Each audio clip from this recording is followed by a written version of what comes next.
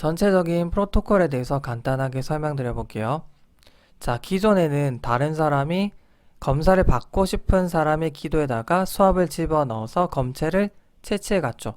그러면 서로 접촉을 하게 되고 감염의 가능성도 도사리고 있을 텐데, 자, 이 방식에서는 여기까지 스스로 진행하게 됩니다.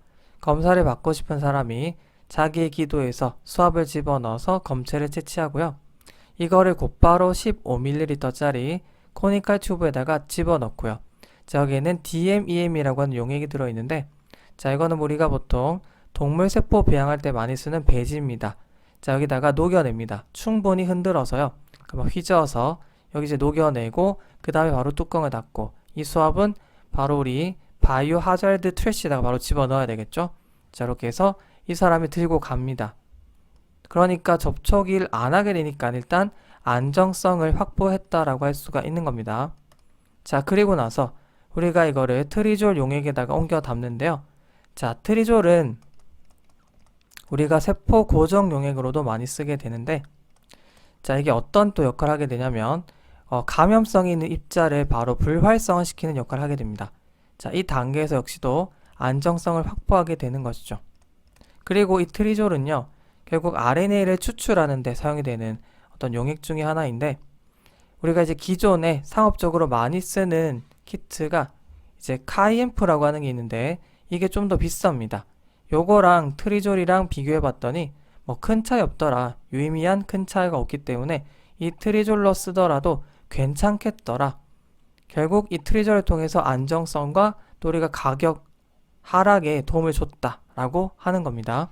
자, 그렇게 RNA를 뽑아냅니다. 우리가 원심 분리기를 통해서 RNA를 추출해 내거든요. 이 안에는 만약에 우리가 바이러스에 감염되었다. 그러면 우리 코로나19 바이러스는 싱글 스트랜드 RNA죠.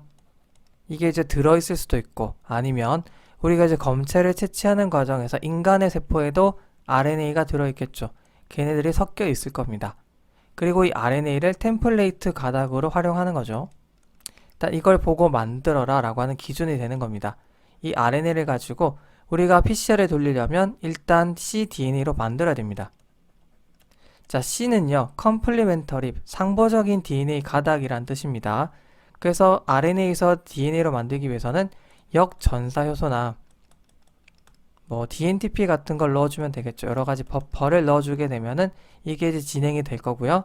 그렇게 이제 상보적인 DNA 가닥을 만들어서 유전자 증폭을 시키는 PCR을 진행하게 되는 것이죠. 그리고 나서 우리가 형광 물질을 통해서 얼만큼 많이 만들어졌는지를 보게 되는 거죠. 이 과정에서 우리가 사이버 그린이라고 하든지 탱벤이라고 하든지 이런 방식을 선택할 수가 있는데요. 제가 이것도 예전에 설명드렸죠.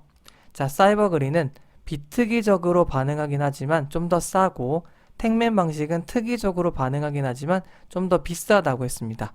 자, 여기서는 사이버 그린이라고 하는 방식을 선택했습니다. 자, 이렇게 이제 전체적으로 진행이 되는 것이죠.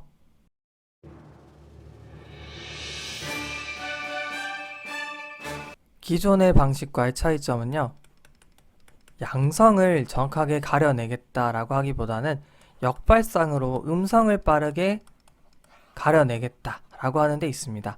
자, 기존에는 소량의 표적 구간을 잡고 RNA에서 출발해서 DNA로 바꾸는 역전사 과정을 통해서 이 DNA를 가지고 유전자를 증폭시켰고요. 이 증폭되는 정도를 형광물질 정도로 봤죠. 이렇게 이제 증폭이 되고, 자, 일단 우리가 기준치로 잡은 역치값에 도달하는 데 걸리는 사이클 수를 우리가 CT 값이라고 한다라고 했고, 이 CT라고 하는 게요, 결국 높을수록 처음에 있던 농도가 낮았다라고 하는 걸 알 수가 있습니다. 자, 그래서 아까도 살짝 그래프가 나왔었는데, 여기 보시면 CT 값이 지금 높죠. 높을수록 초기에 이렇게 이제 유전체 카피 넘버가 작았다라고 하는 걸 알 수 있습니다. 그래서 한 35 정도로 추정이 되는데, 한 37 정도로 잡았을 때 이것보다는 CT 값이 큰 게 아무래도 이 사람은 감염되지 않았겠다. 아니면 37보다는 작게 되면 이때부터는 뭔가 유의미한 바이러스 농도가 있겠다라고 해서 이 사람은 감염이 됐다, 양성으로 판정을 하고, 이런 식으로 이제 진행이 됐었죠. 그런데 이 방식은요, 음성을 빠르게 가려내는 데 목적이 있습니다. 그러다 보니까 보다 많은 표적 구간을 삼아서 이 구간에 대해서 모두 기준치 농도보다 낮다. 그럼 최종 음성으로 판정을 내리면 되는 거죠. 그리고 만약에 한 구간이라도 기준치 이상으로 나왔다. 그러면 양성으로 판정을 하고 정밀 검사를 받아볼 것을 권고하고 있습니다. 자, 어쨌든 빠르게 이제 음성을 가려줄 수가 있다라고 하는 건데요. 이게 이제 어떤 의미를 가지냐면 증상이 없는 사람 있죠. 그런데 뭔가 찝찝한 사람들, 감염됐을 수도 있고, 자, 이런 사람들을 무조건 자가격리시킬 게 아니라 빠르게 음성으로 가려내 줄 수만 있다면 빠르게 사회적으로 복귀를 시킬 수가 있겠죠. 일상 복귀가 가능합니다. 그리고 이런 사람들이 무조건 정밀한 양성으로 진단 내릴 수 있는 그런 이제 보다 비싸고 좀 더 오래 걸리는 진단 키트를 쓰게 된다면 사회 비용적으로도 굉장히 이제 비효율적일 수밖에 없습니다. 그런데 좀 더 이제 가능성이 떨어지는 사람들을 대상으로 빠르게 이제 음성으로 가려주는 이 진단 키트 자체가 가격적으로나 또 시간적으로나 안정성 측면에서도 괜찮다라고 하는 겁니다. 이런 방식으로 진행하게 되면.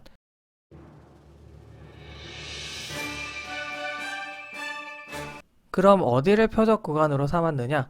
이게 첫 번째 확진자에서 나온 전체 바이러스 서열을 규명해낸 거고요. 자, RDRP, RNA 디펜던트 RNA 폴리머레이즈 유전자 중에 세 군데를 뽑았습니다. 여기를 표적 구간으로 삼겠다. 그리고 IBS 이 연구를 시행한 기관의 이름을 따서 이렇게 적혀 있거든요. 자, 그리고 스파이크 단백질을 만들어내는 유전자 서열 중에서도 두 군데를 뽑았고, 엔벨롭 단백질을 만들어내는 이 유전자 서열 중에서도 두 군데를 뽑았고, 뉴클레오 캡시드를 만들어내는 유전자 서열 중에서도 IBS에서 두 군데, 그리고 미국 CDC에서 제시한 곳 세 군데 이런 식으로 진행을 했습니다. 자, 총 IBS에서는 9개 구간을 잡았고요. 이걸 또 우리가 디텍션을 하기 위해서는 다 프라이머 세트를 짜야 됩니다. 프라이머는 앞쪽, 뒤쪽 다 짜야 되기 때문에 자, 이걸 우리가 정확히 디텍션을 하려면 짧은 가닥을 만들어서 이 가닥을 바탕으로 계속 이어나가야 되겠죠. 그래서 프라이머 세트를 다 짜야 됩니다. 그리고 이게 가능한 이유는 일단 우리가 전체적인 서열을 알고 있기 때문에 거기에 대항하는 상보적인 가닥으로 짜주면 되기 때문에 가능한 겁니다. 자, 그래서 얘네들을 가지고 우리가 퀄리티 체크를 했습니다. 이것뿐만이 아니라 CDC에서 제시한 걸 가지고 또 프라이머를 만들어서 거기에 대한 또 퀄리티를 체크한 거죠.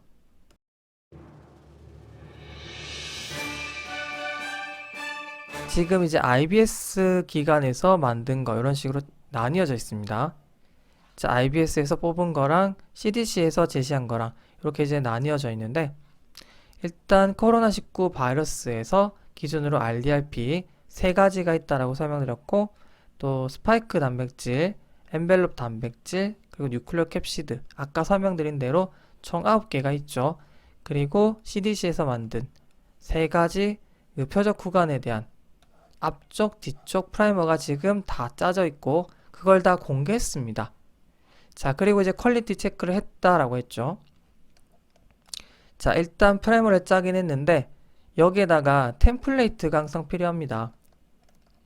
프라이머만 있으면 뭐합니까? 이거를 보고 만들어낼 기준 템플레이트 가닥이 있어야 되는데 이거를 안 넣고 시행하게 되면요 당연히 음성으로 나야 됩니다. 디텍션이 안 돼야 되는데 자, 이 중에서 이제 9개는 통과했습니다.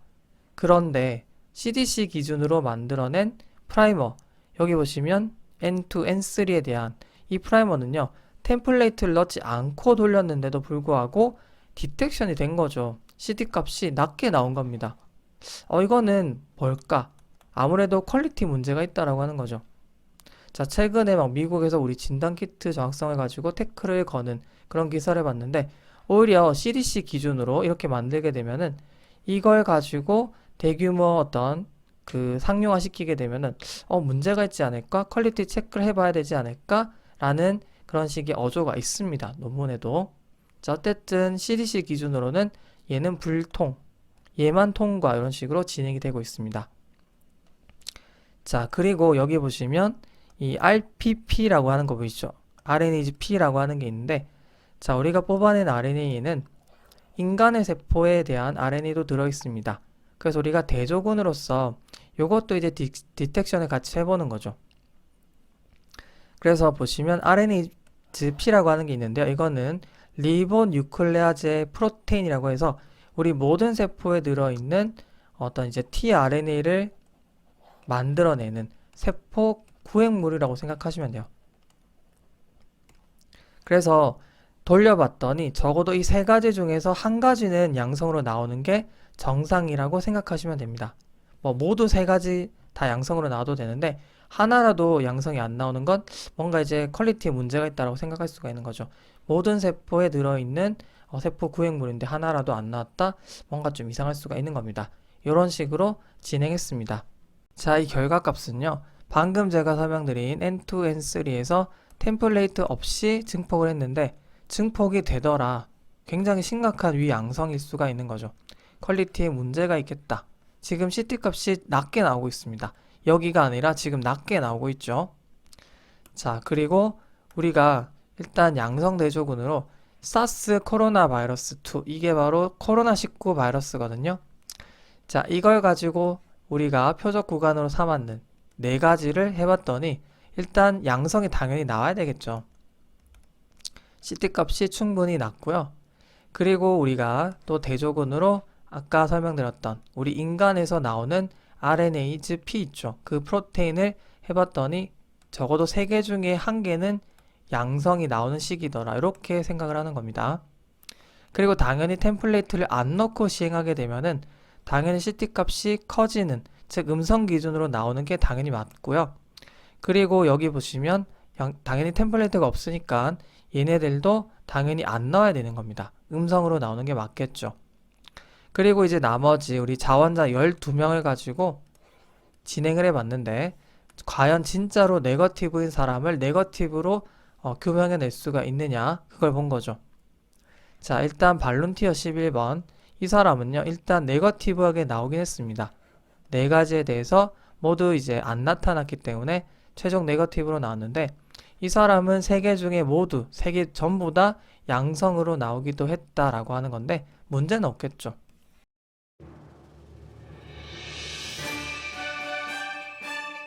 자, 그리고 최종적으로 이제 어떻게 해석을 하느냐, 아까 제가 설명드린 그대로입니다. 우리가 이제 표적 구간으로 삼은 최종 4개 세트에 대해서 하나라도, 적어도 하나라도 양성이 나오면 결국 최종적으로는 디텍션이 된 거죠. 전부 다 양성으로 나오거나 적어도 이 중에서 하나라도 양성이 나오면 디텍션이 된 걸로 판단하고 추가적으로 정밀 진단을 받을 것을 권고하고요. 그리고 이제 여기 보시면 우리가 이제 이 대조군에서는 3개 중에 하나라도 양성이 나오면 일단 퀄리티 통과라고 생각하시면 되는 겁니다. 만약에 하나라도 양성이 안 나왔다? 이거는 문제가 있다라고 해서 결론 지을 수가 없는 겁니다. 재검사가 필요하고요. 자, 그리고 하나라도 양성이 안 나왔다, 전부 다 음성으로 나왔다, 그리고 퀄리티를 통과한다면 결국 최종적으로는 디텍션이 안 됐다, 이 사람은 음성이겠다 라고 판정을 내리는 것이죠. 무슨 말인지 아시겠죠?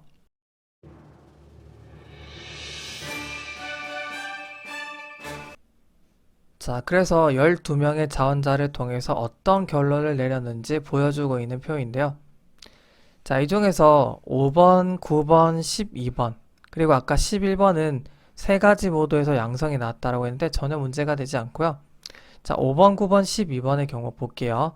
자, 최종적으로 5번이랑 12번은 네거티브로 나오긴 했는데 처음 시행했을 때는 3가지 모두에서 음성이 나왔습니다.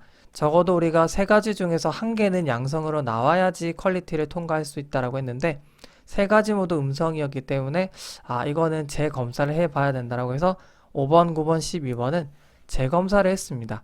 재검사를 했는데 자, 재검사 후에 5번과 12번은 통과했습니다. 그런데 9번은요 또 했는데 inconclusive로 최종적으로 결론을 내렸죠. 그래서 추후에 또 재검사를 해봐야 된다, 이런 식으로 마무리를 내리고 있습니다. 자, 그리고 이 검사는 종합적으로 어떻게 이제 시간을 단축시켰냐, 절차마다 걸리는 시간을 다 합산해 봤더니 4시간이 채 안 되더라. 기존의 6시간보다 짧고요. 그리고 이제 각 과정에서 쓰이는 비용들을 다 합해 봤더니 총 $15 정도 나오더라. 이건 이제 기존 한 9분의 1 수준으로 낮췄다라고 하는 겁니다. 그러니까 여러모로 의미가 있겠죠. 오늘은 여기서 마무리해 볼 텐데요. 자, 이 논문을 제가 그냥 궁금해서 살펴본 거고 이 연구기관과 전혀 어떤 이해관계는 없습니다. 그리고 제 해석이 이 기관과 조금 다를 수도 있거든요. 그러니까 그냥 이론적으로 이렇게 볼 수도 있구나 참고해 주시면 되겠습니다. 자, 오늘 여기서 마무리할게요. 수고 많으셨습니다.